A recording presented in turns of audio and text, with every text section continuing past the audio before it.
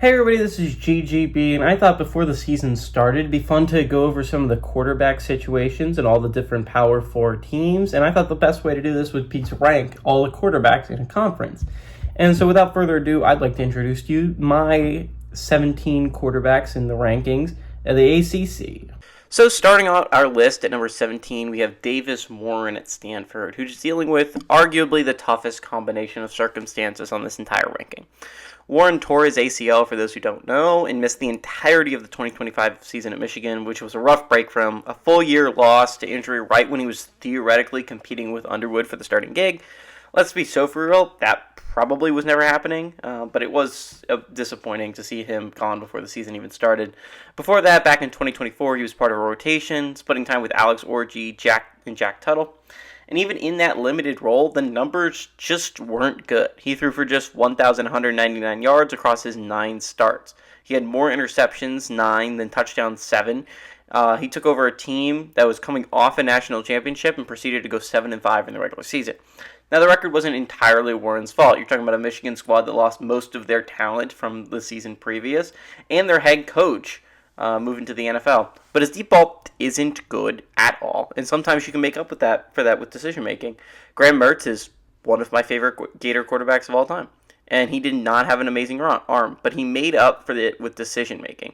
Warren proved with his negative touchdown to interception ratio, that's just not a strength either. Now he heads to Stanford, and there's a clear opportunity in front of him. He should be the clear starter, unlike the situation in Michigan, where they went between him and Orji and Tuttle. That is genuinely meaningful. Being the guy right off the bat and having a clear runway might be exactly what Warren needs. But he's coming off a serious season-ending injury, and even before that injury, his production in Michigan didn't suggest a clear starting caliber player before the ACL. Between the health questions and the shaky track record, last place seems to be the fair spot for Davis Warren to open the season. And to be honest, if I were to rank all Power 4 quarterbacks, he would probably be dead last in that situation too. Maybe I'm wrong.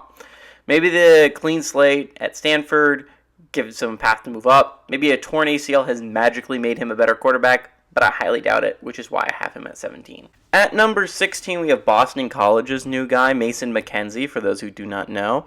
This is a genuine leap in competition level for him, and I'm excited to see how he's going to do. McKenzie was a stud at the Div 2 level. He won the 2025 GLIAC Player of the Year award at Saginaw Valley State, which is basically like being named the ACC Player of the Year for the D2 level, for those who do not know what the GLIAC is, which I also did not know before making this video. He threw for 2,086 yards and had 942 rushing yards, and totaled 27 touchdowns between the 2 seasons he had there. He was a monster dual threat player, and it's exactly the kind of production that gets a Div 2 player a look from the Power 4 program. Remember, massive leap. You're not talking about going from Div 2 to like FCS or even Group of 5. You're talking about going to a ACC team. The dual threat skill set is absolutely real. He nearly 1,000 rushing yards on top of over 2,000 passing yards. Shows he can beat a defense in multiple ways, and that's an encouraging part of his profile. But you have to be cautious. The jump from Div 2 competition to the ACC is enormous. You're talking about a massive leap in talent. On top of that, Bill O'Brien is notoriously not the biggest fan of dual-threat quarterbacks and has chased away dual-threat quarterbacks in the past. Thomas Castellanos, for example. The speed of the game, the size and athleticism of the defenders, the complexity of the coverage, none of that translates cleanly. And there's simply no track record yet of how his game holds up against this level of competition. He's as improving at the Power 4 level as any quarterback I'm evaluating. But the same could have been said about Trinidad Chambliss last year, and I'm pretty sure Ole Miss ended up being really happy with him. There's real physical talent here and production to point to, which is more than some other names near the bottom of this ranking, Davis Warren can say. But until he shows it against ACC caliber defenses, 16 is really the highest I can go on him. There's a chance this guy's top 15 at the end of the year, top 14 even. At number 15, we have Alberto Mendoza at Georgia Tech. And yes, he is the brother of Fernando Mendoza, our 2026 Heisman winner. The family name obviously creates some intrigue. But let's talk about what he's actually done. He's played mop-up duty at Indiana last season. He went for 286 yards passing with 5 touchdowns and just 1 interception. And he added 190 rushing yards on top of that. He was genuinely efficient. But it is important to note it was mostly mop-up duty. All these stats came in games that were already decided against competition that wasn't necessarily playing its top defensive personnel. It's a small, favorable window, just not a full season of starter-level pressure. On top of that, he's had to win a legitimate camp competition at Georgia Tech just to be the guy. Just like most of the guys at the bottom of our list, to be honest, this isn't a role that's been handed to him. Given the family pedigree and the flashes of dual threat efficiency and that limited Indiana action, there's a real reason for optimism. But you're talking about a guy that just hasn't seen the field that much. He has some talent, to be sure, but unlike the rest of these guys on this list, even Davis Warren and Mason McKenzie have seen a full season of stress and pressure on them. They've had offenses now designed around them. Alberto Mendoza really hasn't had the offense designed around him. Yes, his legs is going to be important here. You're talking about Haynes King has been the guy at Georgia Tech for as long as I can remember watching. And it's important that your legs are as good as Haynes King. I don't know if any person's legs are going to be as good as Haynes King's, but it's important for you to be able to use your legs. I think it's going to be a really interesting season here. He has a really legitimate upside, and Brent Key is an extremely good coach. So Georgia Tech will be an interesting team to watch this year. Again, this is a Georgia Tech team that last year was very close to making a playoff push. I think that they're going to want to be at that level. I just don't think they're going to be able to this year. Given the tiny amount of snaps we've seen from him, 15 is the highest I can really go until we see him handle a full season of live competitive snaps. At number 14, we have Gio Lopez, whose college career has taken a bit of a winding road to get to Wake Forest. You look back at 2024, he played at South Alabama. He flashed some serious potential, which drew the eye of Bill Belichick at UNC. He threw for 2,559 yards, had a touchdown-to-interception ratio of 18-5, and had 465 yards and 7 touchdowns on the ground. Then last season, he transferred to UNC. Theoretically, it was a match made in heaven. You're looking at a quarterback that was extremely good at the group of 5 level. You're looking at a coaching staff with Bill Belichick. He had Tom Brady on his roster. He's one of the best coaches the NFL has ever seen. Theoretically, UNC was supposed to be pretty solid last year. But it just never came together. His production waned, the fit didn't click, and by most accounts, it was a genuinely rough season for him individually. With UNC, he only threw for 1,747 yards, had a touchdown-to-interception ratio of 10-5, and was a complete non-factor on the ground. This led to him eventually getting benched before the end of the season. Now you're looking at him, he's at Wake Forest, where he's reuniting with his old offensive coordinator from South Alabama, the same coach who was calling plays for him during his breakout 2024 season.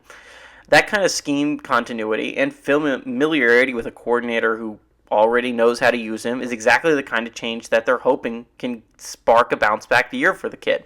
It's not a new system he has to learn from scratch, it's a return to one that's already worked for him. He also steps into a much more stable situation. Wake Forest and Jake Dickert were quietly pretty good last year, and he's proven he can win with decent quarterback play, which puts less pressure on Lopez. The honest reality, though, is the tape from last season at USC simply wasn't good. And that has to weigh into where he's ranked now. This is a prove it. Either the reunion with his old OC unlocks this version of him that we saw at Alabama. Maybe he's amazing. Maybe he makes Wake Forest a real dark horse in the ACC this year. Or last season turns out to be more indicative with this new competition level to where his game is now. Given the uncertainty, 14 feels about right for him. At number 13, we have Billy Edwards Jr., who's been about as unlucky as having injuries as any quarterback on this list. Edwards was actually Wisconsin's Week 1 starter last season. He was supposed to actually be pretty good, and Wisconsin was supposed to take that next step up with them. But a knee injury wiped out nearly his entire year almost immediately. He got injured in Week 1, limiting him to essentially one series of action. Instead, you have to go back to 2024 to get any real stats on the kid. When he played in Maryland, if you look at his tape, which we're watching right now, actually, he was actually pretty good. He threw for 2,881 yards, 15 touchdowns, and 9 interceptions. The interceptions were a problem, but his arm was just explosive. He was a legitimate, proven, Power 4 starting quarterback, which is how he got the opportunity to start for Wisconsin last year before the unfortunate injury. That's the case for him here. I actually think he's an extremely talented quarterback, and I'm really hoping that he comes back from his injury from last year pretty well. When healthy, he's shown he can be a full Power 4 level starter. and produced respectable numbers doing it. Now, he's at UNC, and he's got probably the best offensive mind he's had so far. I mean, you can make the argument that last year at Wisconsin, Fickell's a pretty good offensive mind, but he didn't really get a play for Fickell. Now he's here at UNC with Bobby Petrino calling plays for him. Petrino has a long, well-established track record of getting quarterbacks to play above their previous level. If there's a coach who can unlock another gear for a guy with Edwards' baseline production, it's someone with Petrino's resume. The obvious question is health. He's coming off a significant knee injury with basically no tape to evaluate how he's recovered. Between the injury uncertainty and the fact that his best evidence is now that he's a good quarterback is now 2 years old, 13 is where I'm cautiously putting him, but the Petrino connection alone means he's worth watching closely because a fully healthy Edwards in that system could look a lot better than this ranking suggests. At number 12, we have Christopher Vezina, and this is a name Clemson fans have been waiting patiently to see more of. Vezina waited 3 full seasons learning behind Cade Klubnik. He has only 105 career pass attempts to his name entering this year. That's an incredibly small body of work for a guy about to take over a Clemson offense. Cade Klubnik, side note, having a really solid preseason. Shout out Cade Klubnik with the Jets. But the one extended look he got was genuinely encouraging. It's the game we're watching right now. In a spot start against SMU last season, he threw for 317 yards and 3 touchdowns in a 35-24 loss. Yes, it was a loss, but 317 yards and 3 scores against a pretty solid SMU defense last year, and essentially your first real extended action is a strong signal, not a discouraging one.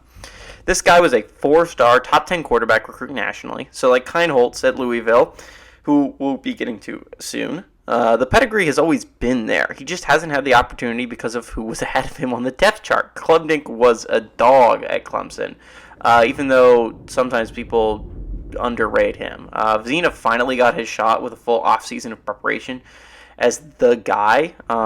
Given the recruiting hype and that one flash of real production against a pretty solid opponent in SMU last year. Remember, that was an SMU team that was very close to a playoff berth last year. They were a Cal upset away from going to the ACC championship and having a chance to play their way into the playoffs. Given the recruiting hype and one flash of real production, there's a case he outperforms this ranking by a wide margin. He's more of a top 5 quarterback in the ACC than a bottom 7. But with essentially only one meaningful data point to his name, the middle of the pack feels like a fair, honest place to start him until he proves it over a full season. I think Clemson could actually be pretty solid with him this year, though. At number 11, we have Walker Eggett, who's stepping into a genuinely unique spot, replacing Darian Mensah, a top quarterback in the ACC, and a quarterback who led Duke to an ACC title. That's going to be an extremely tough act to follow, but Eggett isn't walking in with nothing to his name. You're talking about last season at San Jose State, he threw for 3,051 yards, 17 touchdowns, and 9 interceptions. Yes, again, the interceptions are a problem, but that's a real proven starter-level stat line at the power-adjacent level. Over 3,000 yards and 17 scores is nothing to scoff at. Also, an important thing to note is he looked impressive against Power 4 competition last year, and more specifically, ACC competition. Last year against Stanford, he threw for 473 yards and 3 touchdowns in a heartbreaking loss that was definitely not on him. Yes, it was only Stanford, talking about the worst ACC team, but he proved he can play at an extremely high level against Power 4 competition. You give him better playmakers, and you give him a defense that can actually get stops, there's going to be a chance that this Duke team's pretty special this year. He steps into a Duke team that just won an ACC title and is much more competently coached and with way more talent than the situation he had at San Jose State. The important wrinkle, though, is his production reportedly dipped late in the season last year, and word is he was actually playing through a torn ACL during that stretch. If that's accurate, it changes how you read those late season numbers substantially. A guy fighting through a significant knee injury and still finishing out the year is a much different story than a guy whose talent level just fell off a cliff. So the question marks are less about his talent and more about his health heading forward into this year. If he's fully recovered and he's back to the form that he showed for the majority of his time at San Jose State, that's real starter-level production hiding in this profile, enough to be a solid, above-average ACC quarterback. And you pair that with Manny's defense, that might be enough to compete for an ACC title again this year, and therefore a playoff spot. Following a top-ranked guy like Mensah at Duke is an unenviable task. Mensah was amazing at Duke last year. There's a reason they won the ACC title, and a lot of that was Darian Mensah's playmaking ability. But Egan's underlying numbers, injury context aside, suggest he's more talented than an 11th ranked quarterback typically is. Health is simply the swing factor here, and whether he fits into this Duke offense as well as I think he can. At number 10, we have Ashton Daniels, and I'll admit I'm probably way higher on him than I think a lot of people are. Daniels comes over from the Auburn quarterback room. By most accounts, it was pretty middling stint there. There's really just one standout performance people point to, and actually came in a loss to Vanderbilt. He did not play particularly well at Auburn. He actually played really poorly. But he did put up solid numbers at Stanford before his transfer, and that's the quarterback I'm betting on. I think he returns more to his Stanford form at Florida State than his Auburn form. He was an extremely talented dual threat quarterback, and his legs make him exciting to watch. His decision-making is a concern because he only threw 2 more touchdowns than interceptions during his time at Stanford, which is not amazing. He also brings experience. He started a lot of college football games. He understands what a Power 4 offense asks of a quarterback, and his rushing ability should help open up the Florida State offenses. A side note to his years of starting is he started for 3 years, 2 at Stanford and then 1 at Auburn. He has not made a bowl game yet. He hasn't really played winning quarterback play at either of his stops. So we'll see if they can change here at Florida State. And I think there is reason to hope it does, because Florida State's offense is just simply run better with mobile quarterbacks. Jordan Travis and Thomas Castellanos have proven that Norvell offenses just run way better with extremely mobile quarterbacks. DJU was awful for them, and there was a reason why. It's not his arm talent, which isn't great, but it's the fact that he was a statue in the pocket. He couldn't move. And Norvell offenses require his quarterbacks to move and make plays on the run and make their own plays. He's an experienced mobile quarterback who I love the fit of in Norvell's offense, and who wouldn't? I honestly don't understand people's pessimism of this. I think this fits into Mike Norvell's schemes pretty perfectly. Ashton Daniels, I think, will work here, which is why I'm a lot higher on him than a lot of others. A concern for Daniels, though, is Malachi Mitchell, the JUCO transfer. I think the fact that Mitchell's pushing extremely hard for the starting job wasn't great. It wasn't a great sign. But I still put Daniels at number 10 because he's a known, experienced quantity, and I think he has a real chance to break out in Norvell's offense and buy Norvell another year, and maybe Florida State can be a little special this year. At number 9, we have Lincoln Kienholz, who's a complete wild card, to be honest, this year. He's the highest quarterback I have on almost any ranking that doesn't have any starting experience. And there's an argument he should be even higher after transferring into Louisville and into the hands of offensive genius Jeff Brom. Kienholz was a 4-star recruit, top 11 quarterback nationally in the 2023 class. That's blue chip, potential franchise guy recruiting hype. But he went to Ohio State, and he simply could never beat out Julian Sayin for the starting job. So despite being on campus for multiple years and carrying that kind of pedigree, he's got very little live game tape to watch. Now gets a completely clean slate at Louisville, and he's landed in one of the best offensive situations you can be as a quarterback. Jeff Brom is one of the better offensive play callers in the country. He has a track record of getting quarterbacks to play their best football, and there's an argument that Kienholz is the best quarterback Brom's ever gotten to coach. Now, Aiden O'Connell, in hindsight, is probably a really good quarterback. He's had multiple years in college now at this point, and there is a year where Brom got to coach Tyler Shuck, and there was an argument for that he's the best, but Kienholz, pure talents-wise, is the most talented quarterback Jeff Brom's ever gotten to coach. So getting to land with Brom's about as good as landing spot as a talented but unproven passer could ask for. Brom has turned Louisville into an exciting team every year, but he's yet to take that next step. He's able to break through the ceiling and have a chance at the playoffs in November. Remember, this is a Louisville team that has consistently been really good under Brom, and I thought last year was going to be able to break through.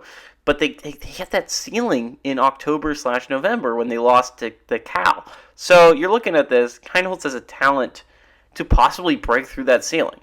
Maybe make Louisville a special team this year.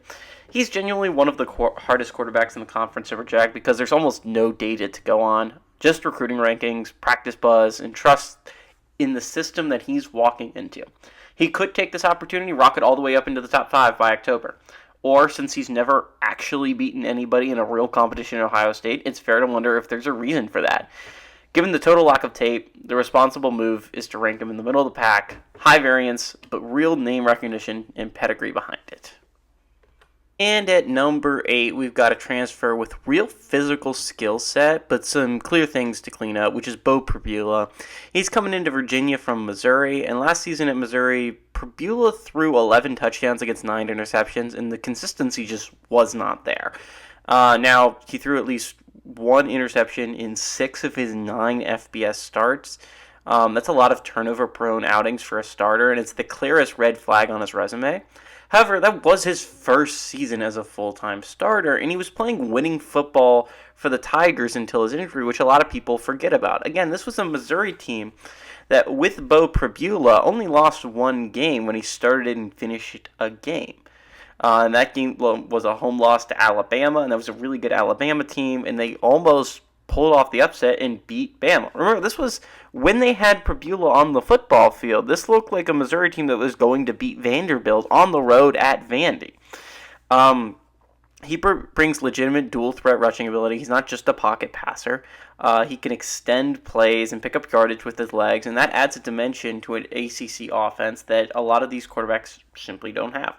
In a conference that's increasingly valuing quarterbacks who can create outside of structure, that rushing threat is real value. Last year with Chandler Morris, he was not as good as Bo can be, but still with his legs, he was part of the reason why that Virginia offense was so good.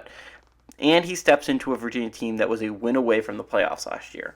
The schedule is easier than last year's Missouri schedule, and the coaching staff is equally competent. It's still a battle between him and Holstein right now, but it's pretty clear Pribula has the bigger upside. The path forward here is pretty clear. If Virginia's coaching staff can get the ball security problem under control, cut down on these turnover-heavy outings, his rushing ability alone makes him a tricky matchup for defenses. But until he shows that he can go a stretch of games without that 1 interception per start habit following him, he's going to sit in the lower to middle tier of this ranking. He's got real physical tools. He just needs to prove the mistakes from Missouri are fixable and not a permanent part of his game. I'm really excited to see him in a couple days. He's going to be playing against NC State. And if Virginia can find a way to win that game, it's a very winnable schedule for Virginia down the road. And I think this is a Virginia team that has a lot of hope for the playoffs this year. But I'm going to sit Bo at 8 right now. At number 7, we have one of the tougher ones to rank, and that's because Steve Angeli's season got cut short in the cruelest possible way. He's the quarterback for Syracuse, for those who do not know. Before he got hurt, Angeli was playing about as well as anyone in this conference. Over 4 games, he completed 62.8% of his passes for 1,317 yards, 10 touchdowns, and just 1 interception. That per-game pace, if you extrapolate it over a full season, which I know it's not going to extrapolate perfectly, he played UConn and a FCS opponent during that stretch, but if you extrapolate over a full season, it would have him firmly in the top tier of ACC quarterbacks. You're talking about like 1, 2, 3 kind of ranking. And it wasn't just garbage time production. He authored a genuine upset, dominant win on the road at Clemson. You're talking about took Tennessee almost down. They played him really tight for most of that game, and they did not lose to Tennessee because of Steve Angeli's play. Yes, the UConn game wasn't amazing, but Steve Angeli was great in that game and led them to that comeback overtime win over the Huskies. Now, Syracuse was not a good team last year. They were really, really bad, but I think a lot of that was because Steve Angeli was hurt. In week 4, he tore his ACL in the Clemson game. That's about as brutal an injury as a quarterback can suffer. Long recovery, and it can sap explosiveness and mobility even once you're technically cleared to play. And I mean, that's the real question mark here. Will Angeli be as explosive as he was during that 4-game stretch? Not whether he has the talent, because we know for a fact he does. The 4 games he played answered that pretty definitively. Whether he can get back to that same level physically is going to be the major question, and that's why Angeli's 7 to me. And if I was positive he'd be 100% healthy, he would be in my top 5 for sure. If he's back to full speed, this ranking is going to look conservative by midseason. You're talking about a guy that averaged 10 touchdowns to 1 interception. He just not turned the ball over, and he's an extremely good, talented runner. He went on the road and beat Clemson. He's a legitimate top 5 ACC quarterback when healthy. Syracuse under Brown has also proven they can win a lot of games with good quarterback play. And if they can get that from Angeli this season, this Syracuse team has a chance to win the ACC. I know that's That's going to be shocking for a lot of people to hear, considering how bad they were last year. But I'll stand by it. I think Syracuse is an extremely good team if they can get Angeli back to the form he was at. But until we actually see him on the field again post-injury, there has to be some amount of caution built in this number. He's a sneaky top half talent with real injury risk attached, and that combination is exactly why he lands in the top half of the middle of this list. At number 6, we have another Penn State quarterback. We got Ethan Grunkemeyer, who's following new head coach James Franklin over to Virginia Tech. Side note, I think the hire for Virginia Tech was amazing. I think this is one of my favorite hires of the entire offseason. I think this is really going to help Blacksburg. But Grunkemeyer's path to relevance came through misfortune for someone else. For those who don't know the story about Grunkemeyer, is he was the backup quarterback for Penn State last year, and everyone knows how bad Penn State was playing last year. But Grunkemeyer comes in, takes over. Yes, he starts out his career with 3 straight losses, but I think it's important to put context behind these losses. He lost to Ohio State. That Ohio State team last year was a beast of a team. It was on the road as well. And honestly, it wasn't a bad game in the first half. Then in the second game, they go on the road to Iowa. They barely lose that one. Keep in mind, that was a really good Iowa team as well. And then they lose heartbreakingly to a great Indiana team at home. But you're sitting at 2-6, and it's looking like very likely that you will not be making a bowl game. And Grunkemeyer comes clutch. I mean, he wins 4 straight games. In that stretch, he throws 6 touchdown passes to 0 interceptions. 0 interceptions over that 4-game winning streak as a first-time starter was amazing. He also played extremely well in the hard games. Playing well against Rutgers is one thing, and he played extremely well against Rutgers. That was a clutch win for Grunkemeyer and the Penn State Nittany Lions to make it to a bowl game. But he played well and almost beat Iowa on the road and almost beat Indiana at home. He's a 4-star recruit from the 24 class, so the pedigree has always been there.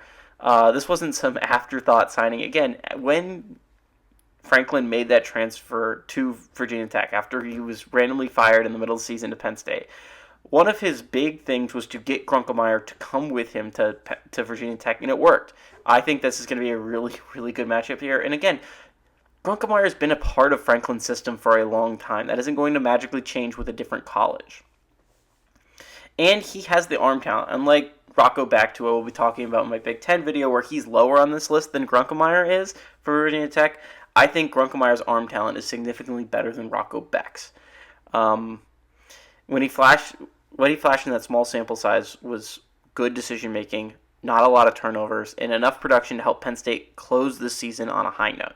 The obvious caveat is that 7 games is not a massive sample size. He's unproven as a true full-time starter, where an offense is schemed around his strengths. But again, what comes with that is defenses are going to scheme around those strengths as well and scheme around your deficiencies. Now he's got a whole new team, a new set of receivers, and he's making the transition from Penn State's roster to Virginia Tech's, which is going to have less talent. But he's doing it with the same head coach, who clearly trusts him since Franklin brought him along specifically. That continuity with his coaching staff, plus the clean turnover profile and his limited action, is enough to put him solidly near the top of this ranking with real room to climb if the sample size grows in his favor. At number 5, we have Mason Heinchel at Pitt.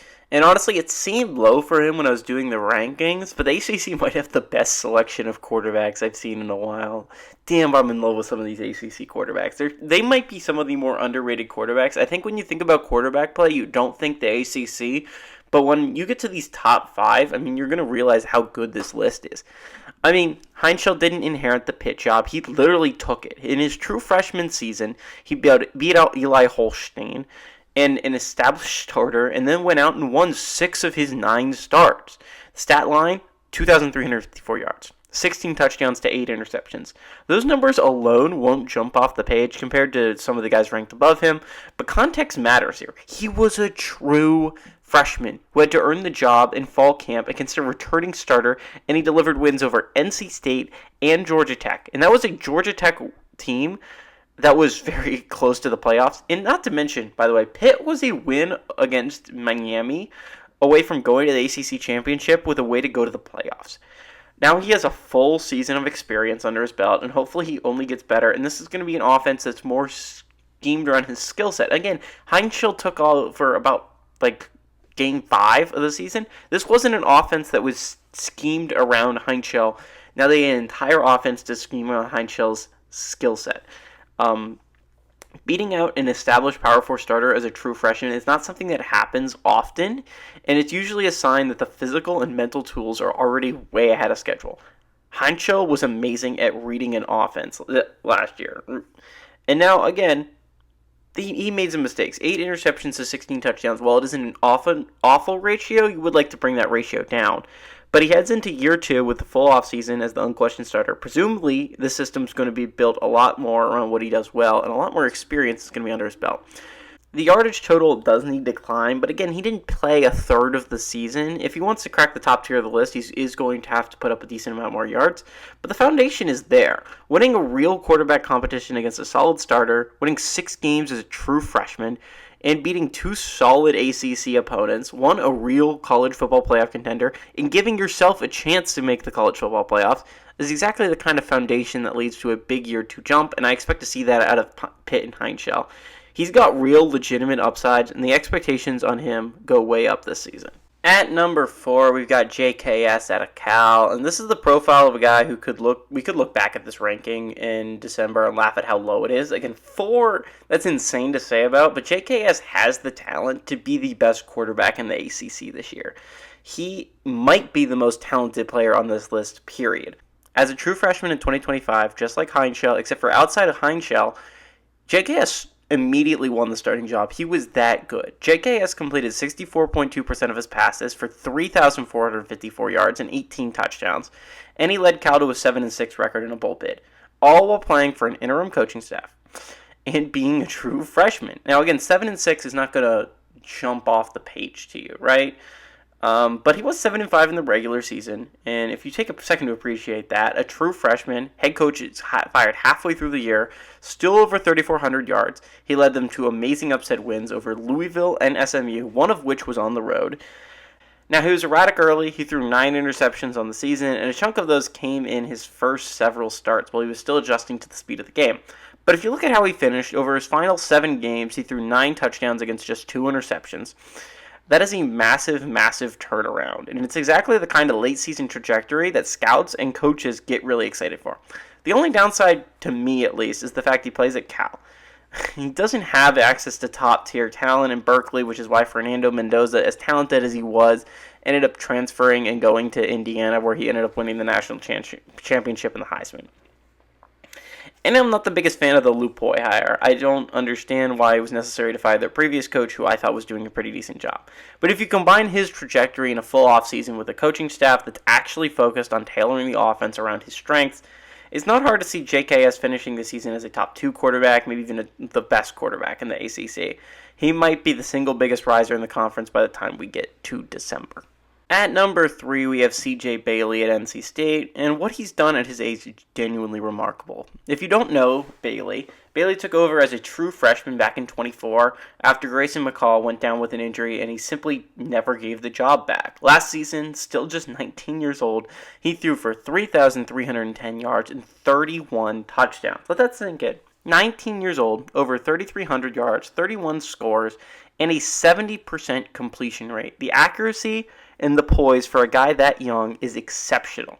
He has the talent to be the best quarterback in the ACC this year. I know I said that about JKS, but it is equally as true for CJ Bailey. Now, he did throw some interceptions, 9 on the year, but here's the important context. Almost all of them came against the toughest defenses NC State faced. Duke, Notre Dame, Miami, the best competition on the schedule. That's actually a somewhat encouraging sign because it means that he wasn't turning the ball over against average teams. He was pressing a little bit against elite competition, which is very fixable, very normal growing pain for a young quarterback. NC State's schedule is actually much easier than it was last year, which means he won't have to press as much. On a side note, NC State's a serious dark horse for the playoffs this year because of that schedule and how good Bailey is. They somehow on this schedule avoid Miami, Notre Dame, SMU, and Pitt, and it's actually kind of amazing. That's really the one thing left to prove in 26 is can he play clean football against the best defenses he sees. He still will have to play a Duke defense that's very, very good. And you just have to find a way to not turn the ball over against a team like that. If he takes that step and he can beat the Virginias and he can beat the Duke's defenses, there's no reason he can't be a top 2 quarterback in this conference by the end of the year. The accuracy, the touchdown production, and the fact that he's doing all of this as one of the youngest starters in the league makes him an easy top 3 selection with real belief that his ceiling is even higher than where he's currently ranked, and he could be a first-round quarterback pick if he keeps it up and improves even more this year. At number 2, we've got the most experienced, most battle-tested arm in the entire conference, which is Kevin Jennings out of SMU. Jennings isn't new to big moments. Over the last 2 seasons combined, he's thrown for 6,886 yards and 49 touchdowns. In 2024, he actually led SMU to a college football playoff appearance, and last year he came extremely close to repeating that. By the way, he is the only quarterback in the ACC that has that playoff experience, so I think that is an important note. I have him at number 2, but there's an argument for 1 here. He's not a hypothetical, he could be good quarterback. He's a guy that's already done it on the sport's biggest stage. Now, I will point out that he had a very bad performance in the playoff game against Penn State, and it will be interesting to see if he can try and get better this year. Last season, he set a new career high. He threw for 3,363 yards at a 66.1% completion rate. The efficiency is clearly there. The arm talent is clearly there. He can push the ball downfield. He can extend plays. And he's proven he can win a conference championship level game. Now, again, he did not win the ACC championship, and that's the one thing left on his belt. And a playoff win, obviously. Here's the catch, and it's a real one, and it's the reason why Jennings is not my number 1, and it's turnovers. Jennings led the entire ACC in interceptions last year with 13, and this was not a conference that had a lot of guys that weren't making mistakes. There was a lot of turnovers last year in the ACC. Jennings just was the best at doing it. For a guy with his experience, his track record, and what SMU hopes to accomplish this year, they're ranked top 25 to start the year. Only 2 other ACC teams can say that. That number is just too hot, and it's the single biggest thing holding him back from being in the true elite tier with our number 1 quarterback. If Jennings cleans up the turnovers, ideally down to single digits, we need to get this number down. He's a legitimate top-tier ACC quarterback, and he's the legitimate top-tier ACC quarterback with the turnovers. But he's a legitimate best quarterback in the ACC if he can cut down on the turnovers. If he doesn't, he's still going to put up his big numbers, and he's going to make jaw-dropping plays, and maybe SMU is still in the playoff picture come late December. But there is a very high chance he's going to be the guy that costs SMU a couple winnable games with a bad pick at the wrong time and cost them a playoff spot. He's a boomer-bust playmaker with the only quarterback in the ACC with a playoff appearance already on his resume again. That combination of proven ceiling and correctable flaw is exactly why he lands at our number 2 spot. And at number 1, we have the quarterback we've all been waiting for, Darian Mensah, and it's not particularly close. Mensah is the new face of Miami football after one of the messiest transfers in recent memory.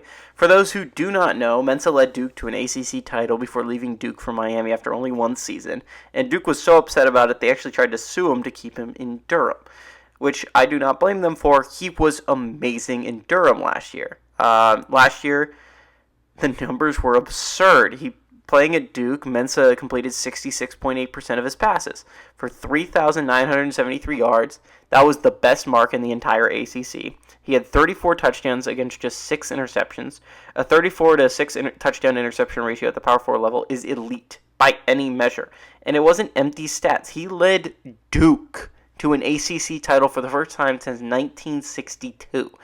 Now he's at Miami, which means he's not doing this with Duke's roster anymore. He's got significantly more talent around him, better receivers, a better offensive line, and a program that was playing for a national championship last year. Now keep in mind, the pressure is going to be a lot higher. When you win an ACC title at Duke, you are a hero.